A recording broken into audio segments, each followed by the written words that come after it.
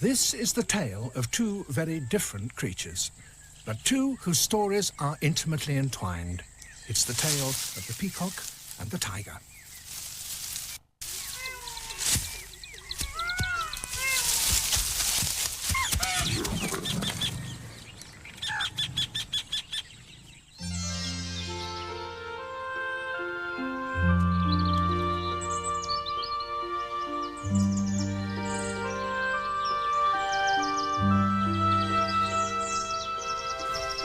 In Britain, peacocks are exotic ornaments to stately homes.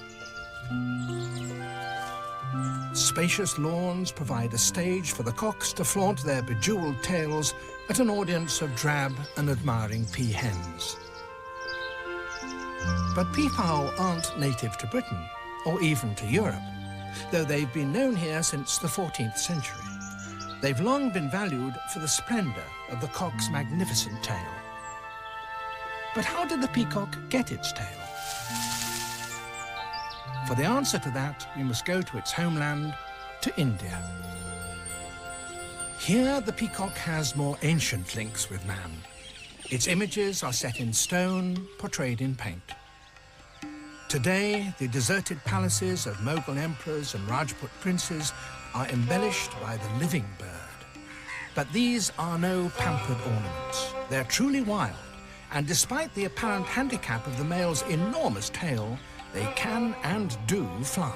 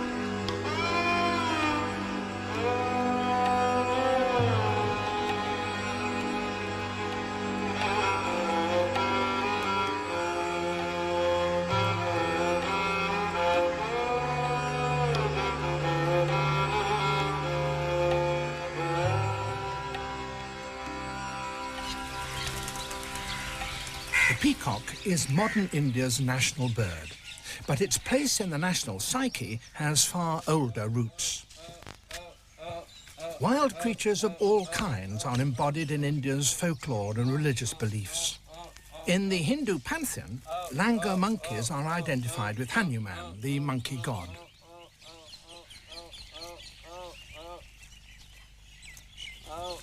Peacocks, too, are venerated, but monkeys are no respecters of divinity.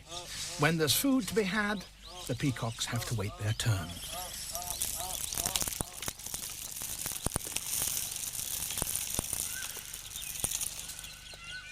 The peacock was the mount of Kartika, the god of war. Maybe because the bird has a legendary ability to destroy snakes. Perhaps for that reason, peacocks are seldom killed, so they're often found in Indian villages.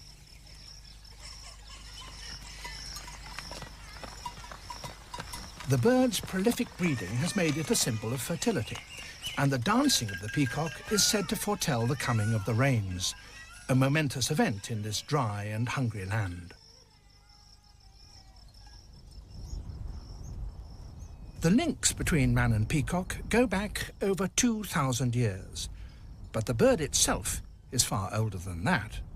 To solve the riddle of how the peacock got its tail, we must go to the jungle, to its wild neighbors. This is another world, a world of hunters and hunted, where constant vigilance is the price of life. Supreme among the hunters is the cat that walks by himself, the steed of the goddess Kali, the destroyer, the tiger. Almost all the jungle's creatures have reason to fear him.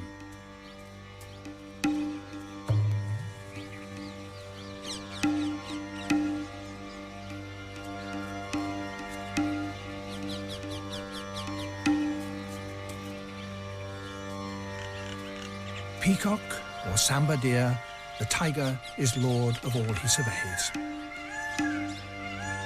But he hunts alone.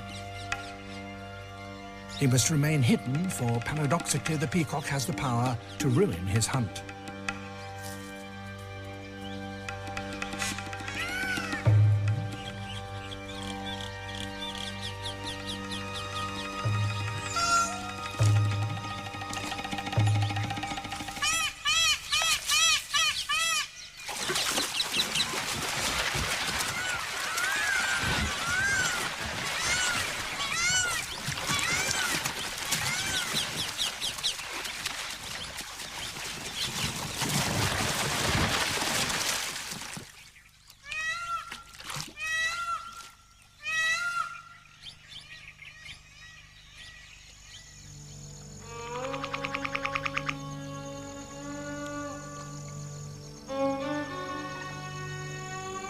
It's June in the sun-scorched hills of Rajasthan, the height of the dry season. There's been almost no rain for 9 months.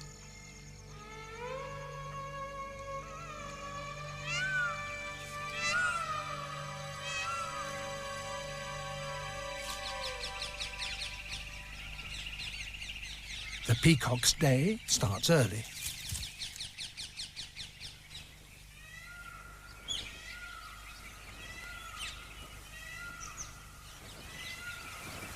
At this season, the males are in their full splendour. Cocks don't carry their tails all year. They lose them in the annual moult, and it takes several weeks for that bespangled train to grow anew. All life is now concentrated around the few dwindling waterholes. The peacock's rain dance has yet to have its effect.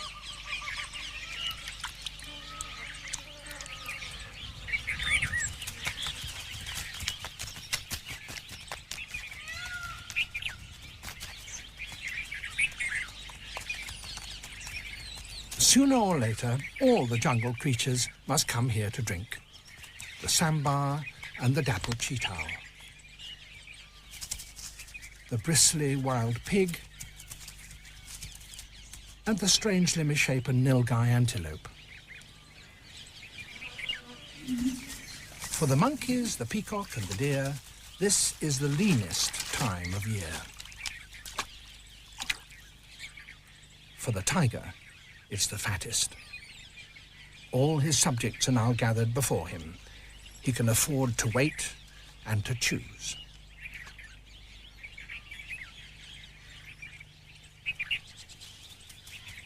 Peacocks come early to the waterhole.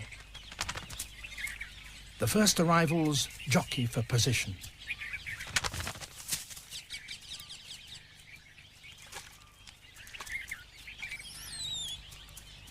The cocks are sparring for a patch of ground to call their own.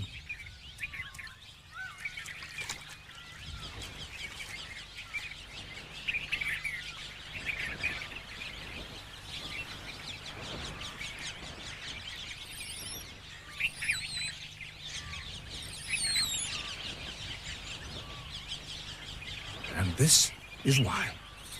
As the morning wears on, a steady stream of peahens fly in to drink. All the hens in the neighbourhood must come here each morning. There can be 100 or more.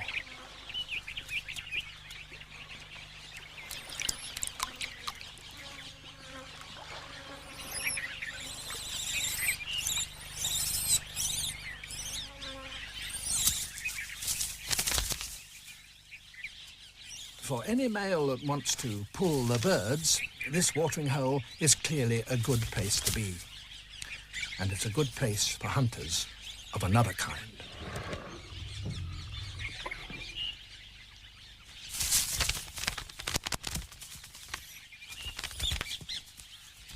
Cocks spend a lot of their time fighting.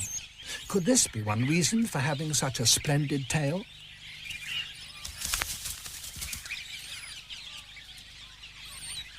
It may not impress a tiger, but does the tail intimidate rival males?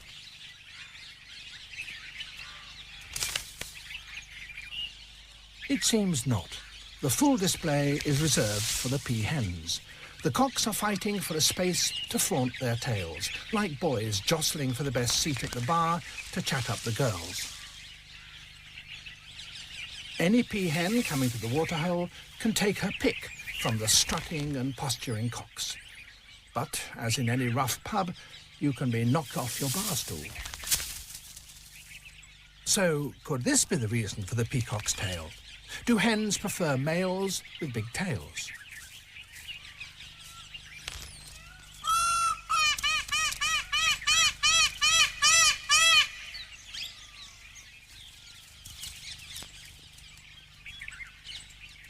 The answer seems to be yes. Careful observation has shown that peahens select the cocks with the most eye spots in their tails. That doesn't mean they actually count the spots. There can be over 200. It's probably the overall impact of the display that matters. It's even been suggested that all those eyes hypnotize the female into submission. Whatever the reason, peahens certainly seem to have an eye for beauty. But what's so good about peacocks with big tails? Very recently, it's been found that the offspring of males with the most elaborate tails grow and survive better. And if tail size is inherited, it makes even more sense for a hen to choose the most spectacular cock. By doing so, she's giving her sons the best possible start in life. It's 3 years before a peacock can grow a full tail. The weakest males may not live that long. This young cock's doing his best, but he leaves the hens cold.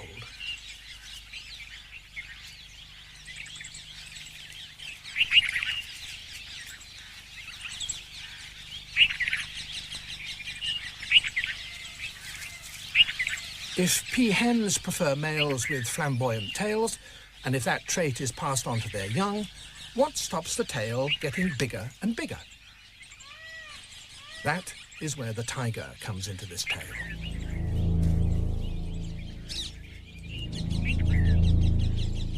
Big tails could be a handicap in all sorts of ways. Like deer's antlers, they have to be grown anew each year, and that takes energy. There are a lot of weight to carry around. That must make the bearer slower, less agile, easier prey for hunters.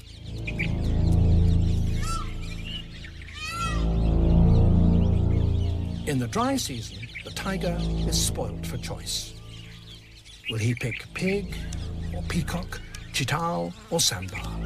All must run the gauntlet, or die of thirst.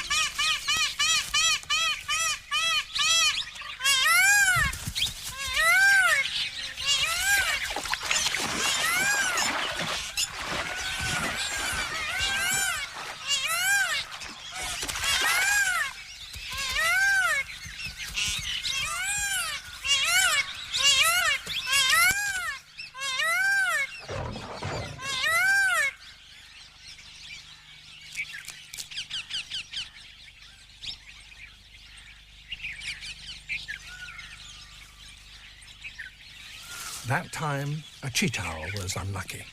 There's more meat on a deer than a peacock.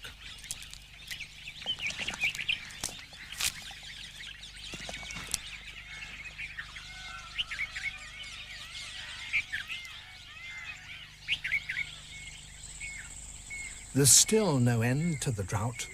The monsoon rains are no more than a promise. Daytime temperatures rise to 45 degrees or more. Every patch of shade, every pool of water is precious.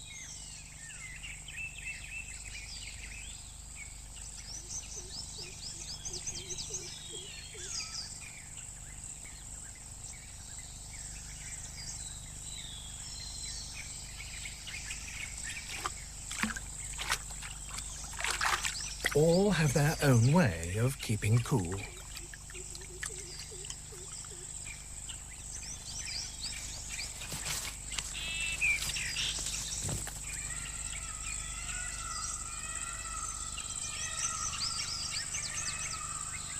For most of the jungle's creatures, this is a cruel time of the year. Only for the tiger is it a season of ease, though his sleep may be soon disturbed.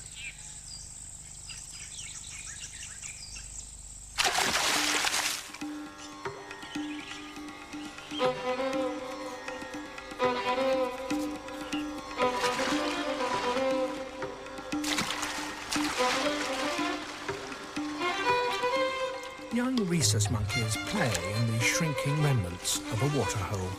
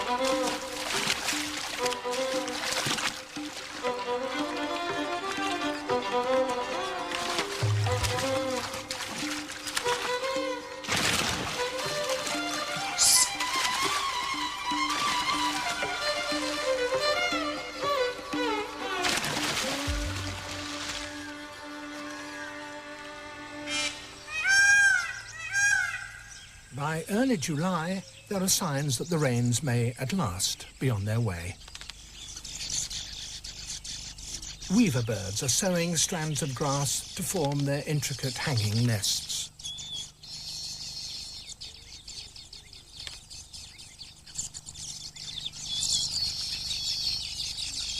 All the work is done by the brightly coloured male. Only if a female approves his handiwork will she move in.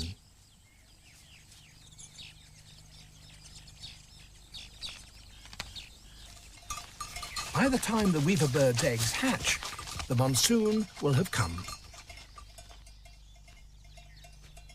Already there's a heaviness in the air, an evening gathering of clouds as the peacocks fly up to roost.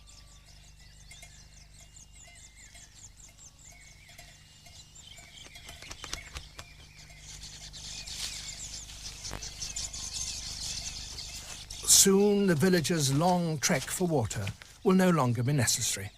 For people and peacock alike, life is about to change.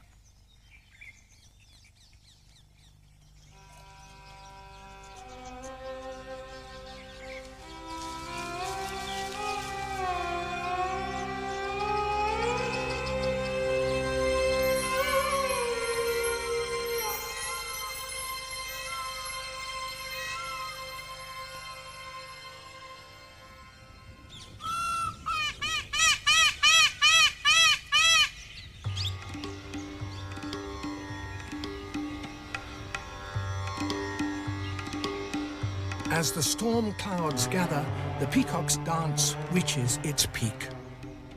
What more potent symbol could there be of the renewal of life to come?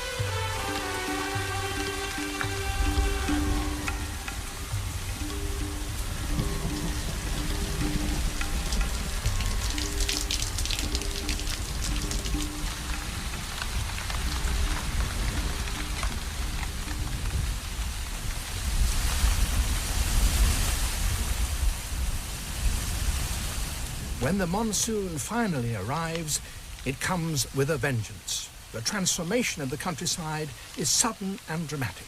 It will alter the lives of both peacock and tiger.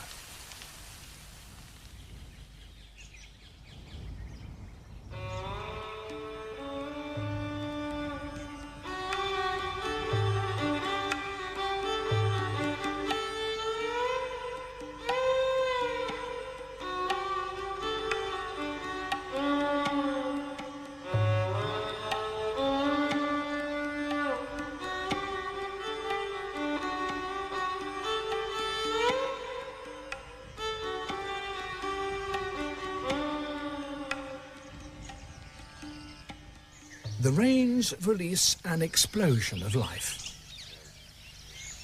Termites emerge from the once parched earth, food for peacocks and other birds.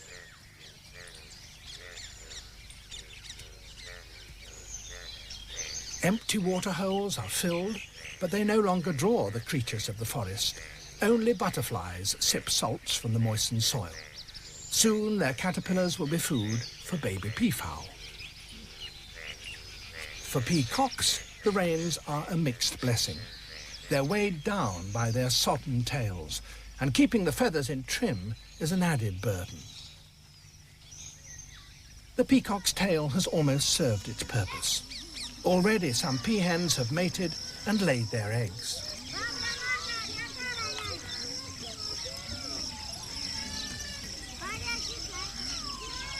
Peafowl often nest in the middle of a village, a telling measure of people's tolerance and regard for this sacred bird.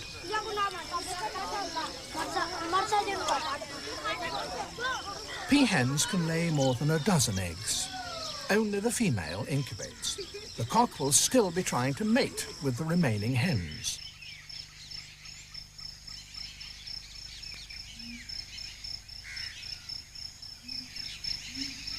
In less than a month, the eggs hatch. Within hours, the chicks have left the nest. There'll be no shortage of insects for them in the new monsoon growth.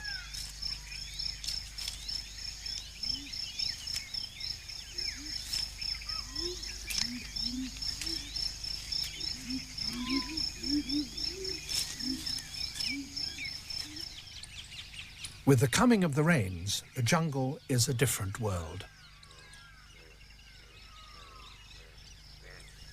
On the forest floor, the grass is shoulder high to a deer, almost tall enough to smother a peacock.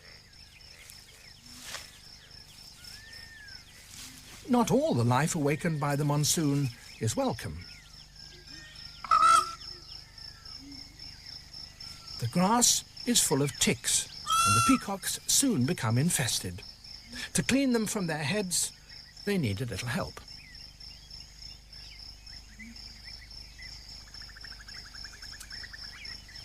At this itchy time of year, you need good friends. For the tiger, life has changed too. His prey are no longer concentrated around the waterholes. He has to go out and hunt. A peacock, hampered by the burden of its tail, could be an easy quarry. The old display grounds are now knee-deep in grass, so the peacocks are clustered on the few remaining open spaces, such as roads. Some are already losing their tails, but others are still courting the few remaining hens, hazarding all on one last fling.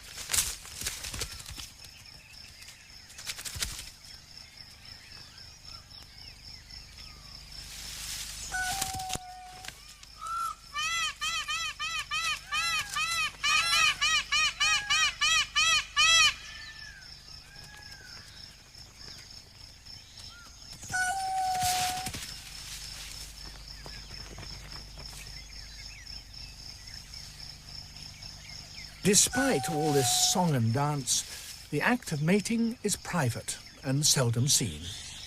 In Indian folklore, peahens are fertilized, it's said, by drinking tears from the cock's face. But that won't satisfy these ardent suitors.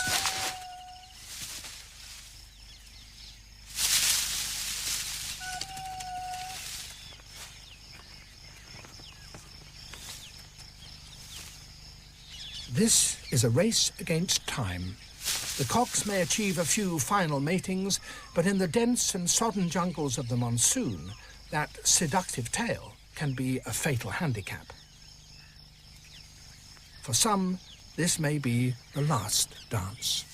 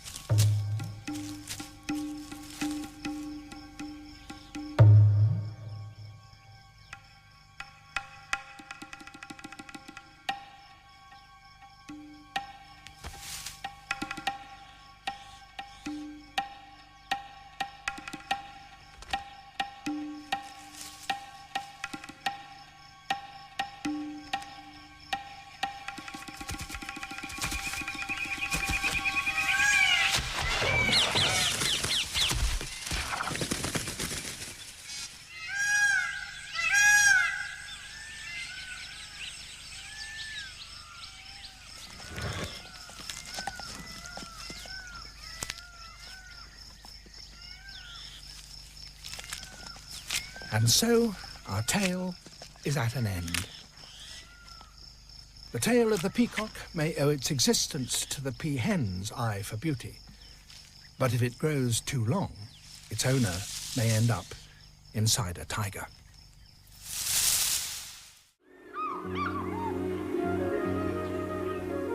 Naivasha, 60 miles north of Nairobi and 5,000 feet above sea level, is the highest lake in the Kenya Rift.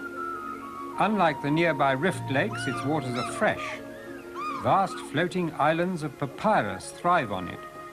Underground streams are thought to run out of Naivasha, draining it and preventing the excessive evaporation that deposits salt and soda in the other lakes. Longonot, the volcano to the south, created Naivasha by damming the valley with its lava.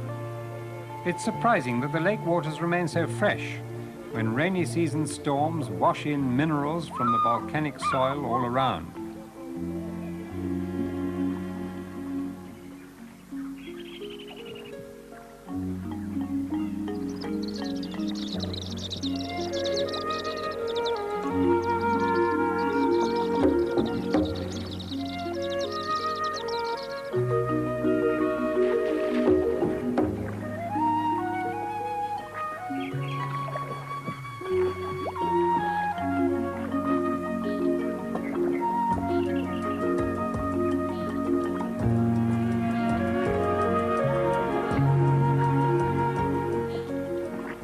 There are two quite separate floating worlds at Naivasha. The first is the world of the purple-flowered lily pads.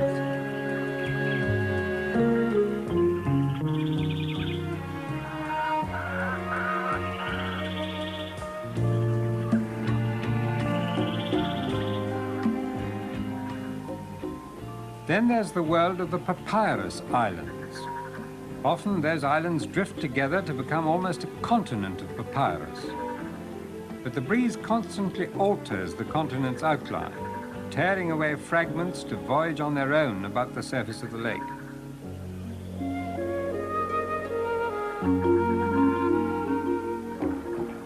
Papyrus, the bulrush of the Bible, in which the infant Moses was supposed to have been found, is really a giant perennial sedge. The leaves and flowers occur at the top of the 10-foot stems. It's usually found in shallow water. When the small islands come together, it forms an impenetrable floating platform that looks as solid as dry land.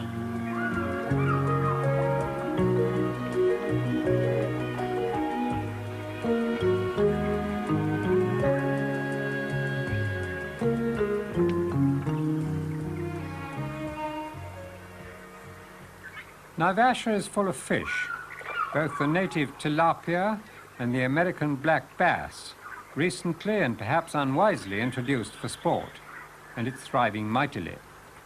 Along the shoreline, where the floating worlds of lily and papyrus meet, it's a great place for fish and for fishermen. The Goliath, the largest of the herons, knows he's invisible to his prey against the background of papyrus stems. Like all good fishermen, he realizes the importance of stealthy movement.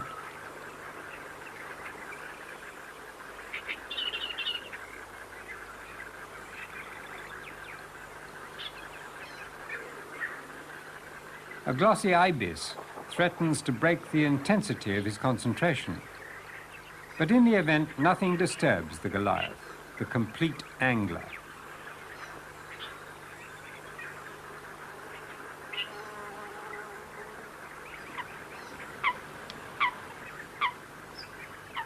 Another annoyance, a moorhen, a nuisance to anglers the world over because they're inclined to disturb the fish. The Goliath decides he might as well move his pitch.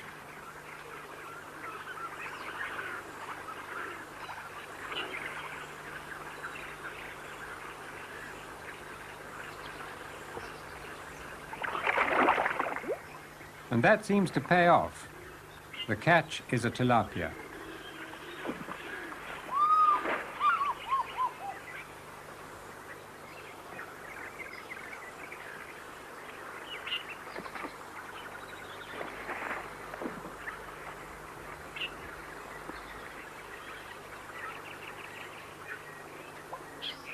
Jealousy amongst anglers is not unknown, but the fish eagle arrives too late.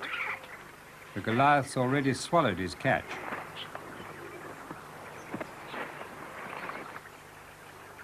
The ibis is usually after crustacea and mollusks at the water's edge, but I think he sometimes takes fish and frogs too. After his fish, the Goliath heron needs a drink and a wash. A spear fisherman, the darter, he skewers fish with his beak. The cormorant is snorkeling, prospecting with head below the surface. You find all styles of angling and anglers at Naivasha. Ducks cruise the lily channels. A yellowbill, a Hottentot teal.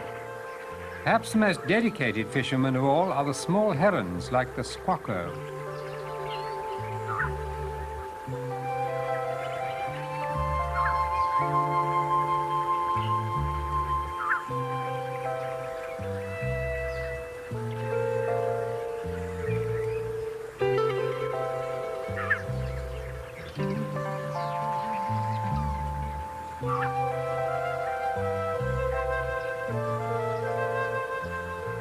All that effort for such a small tiddler, probably a tilapia fry.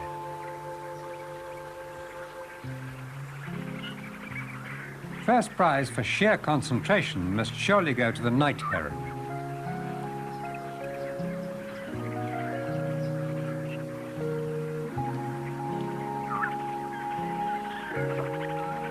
One wonders what food they're after in a case like that. It could have been something very small, like an aquatic insect, perhaps a mosquito larva. Night herons are usually crepuscular, creatures of the twilight. It's fairly unusual to find one looking for food in the full glare of the midday sun.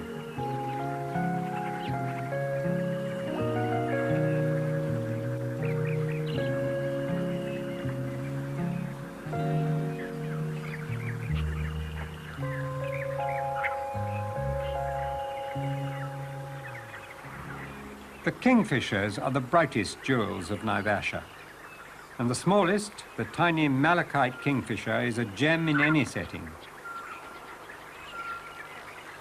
The bird itself is easy to find. Its nest is a different matter.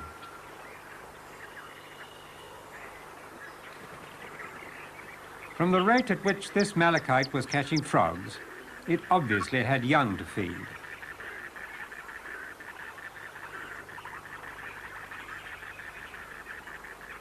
To film those young, Cindy had carefully to cut away the bank behind the nest and insert a glass panel. And there are the week-old chicks being fed. You can see the red bill and foot of the adult at the top on the left. They're secure in their 18-inch deep nest, hollowed out by the parents themselves. Most of the youngsters' diet seemed to be the tiny tree frogs that swarm among the papyrus islands.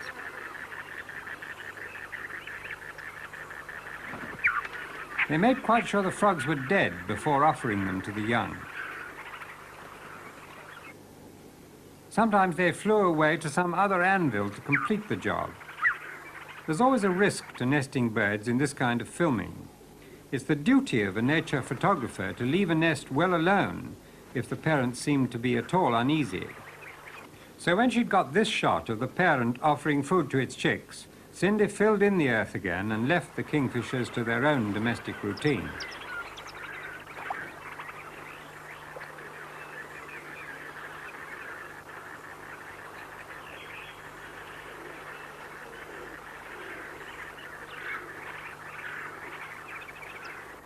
The filming hadn't troubled the Malachites, and this was proved a week or so later when two fully grown young appeared outside the nest hole. Their plumage still looked a bit ruffled, but they'll very soon become as immaculate as their brilliant malachite blue parents.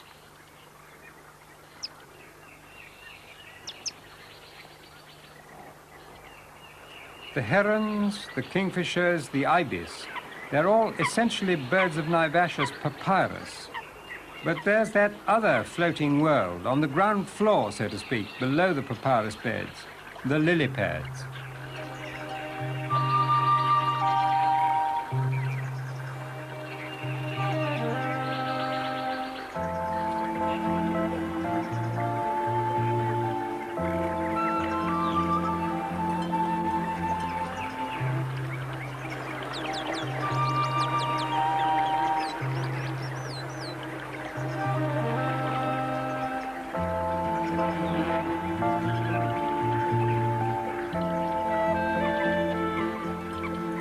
Two sorts of bird inhabitants frequent the lily pads.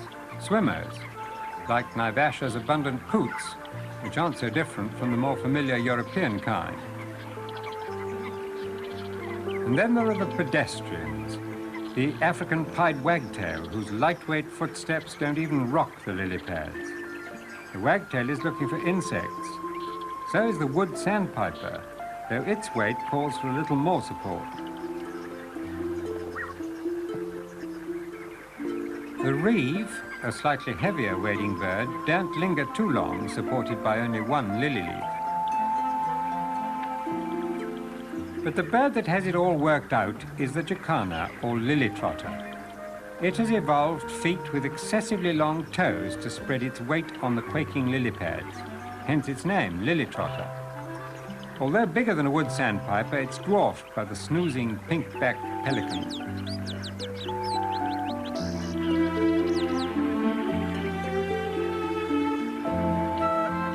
The two lifestyles of the lily dwellers meet as wood sandpiper hurries dryshod past swimming coot. It's noticeable that when the coots want to haul out, they have to find a more substantial perch than a lily pad.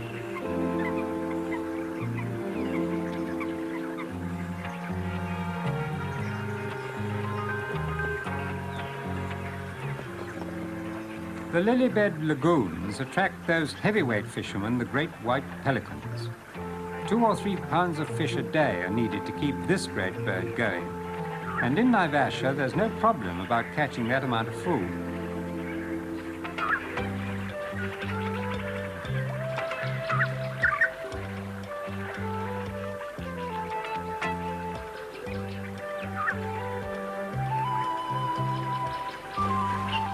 The dabchick surface dives for its food.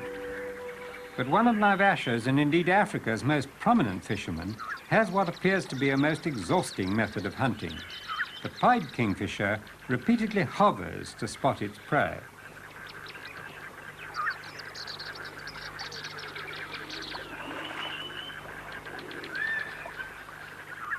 That time it was successful. But pied kingfishers always seem to make at least 5 dives before they catch a fish. This one's an unusually large fish and has to be held very firmly while the bird makes up its mind how to deal with it. In the end, it beats the prey on a branch, just like our own European kingfisher.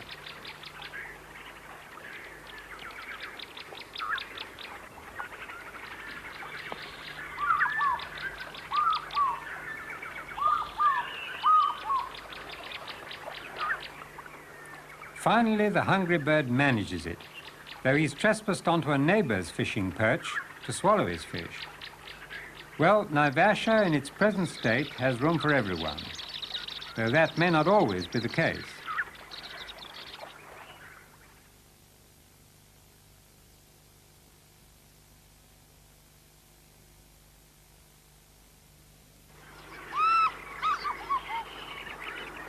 The cry of the fish eagle. It echoes all day long around Naivasha's shores. The lake is famous for the numbers of eagles that nest there. Naivasha not only has an abundance of fish, but an abundance of suitable nesting trees. This pair have reared 2 young to nearly full grown. The young eagles will shortly be leaving the nest.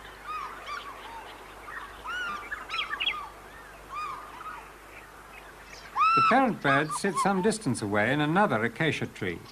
Their duties are now confined to catching fish for their hungry offspring.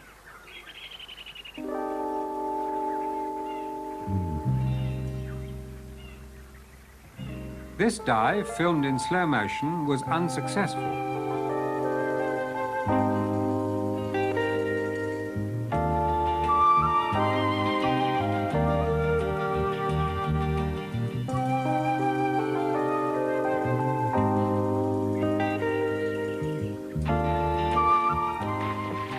The next attempt catches a small one.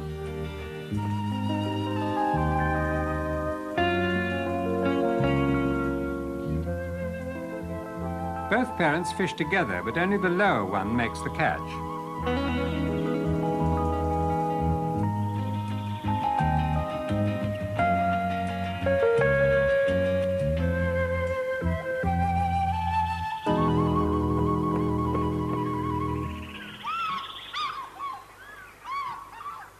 Fish eagles constantly call in flight. Male and female have different voices. The male's, strangely enough, is the treble. The female's is a rich contralto.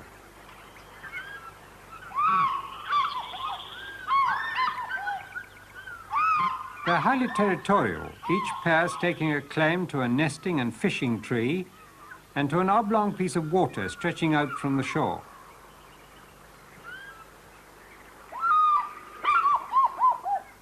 The female is 1/10 larger than her mate, and in the early stages does most of the feeding of the young. She often catches fish to feed the male as well.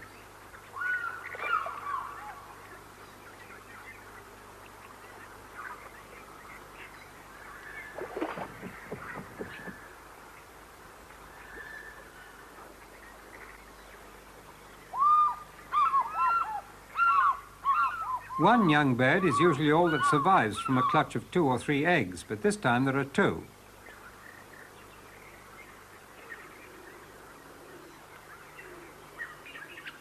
The female returns with yet another fish, which the youngsters will be expected to tear up themselves. Now they'll leave the nest and be driven away to seek their own fishing grounds. But for the moment, one of them is tolerated on a fishing perch beside his parents. Few places offer a greater variety of water birds than Naivasha. A yellow-billed egret takes off from the swamp. There was one bird in particular which Cindy Buxton was determined to film at the nest. Despite its name, this was not a water bird at all, the woodland kingfisher. And it's usually found in, well, woodlands. The problem was where to find a nest at Naivasha.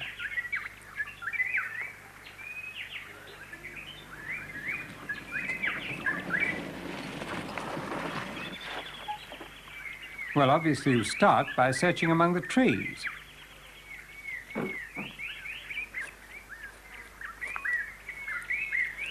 She's brought her African helper, though he's not a bird expert. I'll show you which one we're looking for now. You see, it's not going to be the But a bird book is a good start. That's the malachite kingfisher. She's already filmed them at the nest. Lower down the page, there's the woodland. As for the hovering pied kingfisher, a mime describes that one. Now her helper's got a good idea of what they're searching for. But of course the actual bird doesn't show up quite as obligingly as that.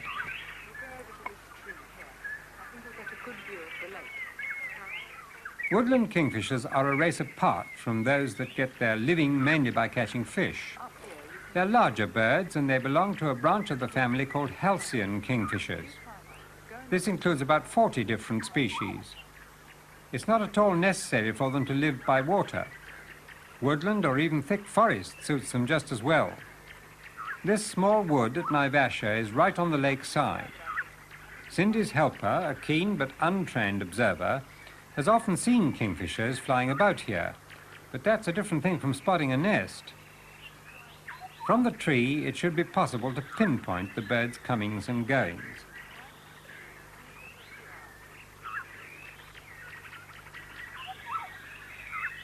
At last, a woodland kingfisher shows up. It enters a hole in a dead tree, standing a few yards out in the lake. But that doesn't necessarily mean that it's nesting there. It may simply be just looking for a site, or even searching for grubs.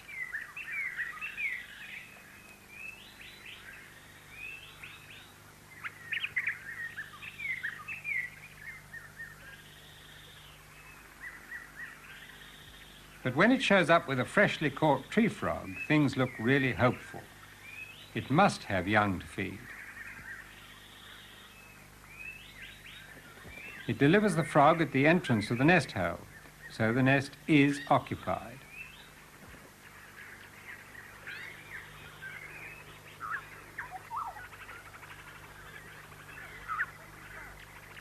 The watcher in the tree reports success.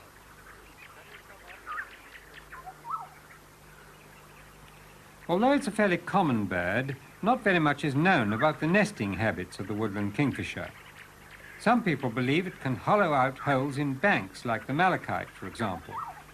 But these particular kingfishers have followed the more usual pattern and chosen a dead tree. Cindy surveys the problem for herself. That tree out in the lake is not going to be an easy place to film. Another tree frog. The young must be fairly advanced to need such large and frequent helpings.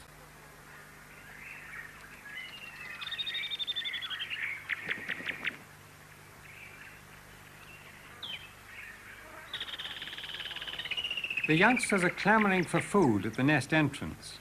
The white spot on the tip of the beak is a signal that prompts the parent to feed them with such tasty morsels as the red dragonflies that abound among the papyrus beds. The woodland kingfisher doesn't hack out its own nest hole in a dead tree. It relies on others, like the woodpecker, to do the job, and then takes over a woodpecker or a bobit's old nest. From now on, the young will get a non-stop supply of frogs and insects.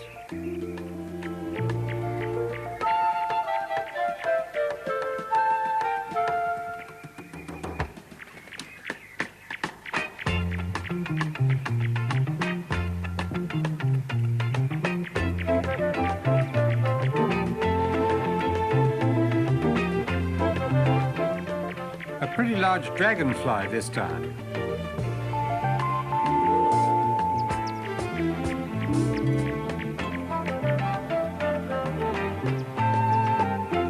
It's so large that the parent has difficulty pushing it through the nesting hole.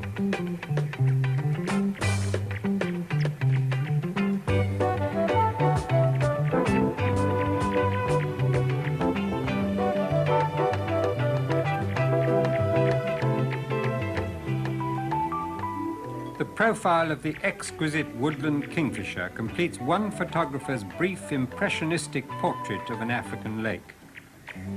But there is a reality to the portrait as well. Naivasha is easily reached from Nairobi. The scene is set fair now, but clouds could gather over Naivasha in the near future. Pressures from water skiers and powerboats could disturb this paradise. Perhaps the lake is large enough for most interests to be accommodated, including wildlife. But it'll take planning, and planning really needs to be done long before the dark clouds gather.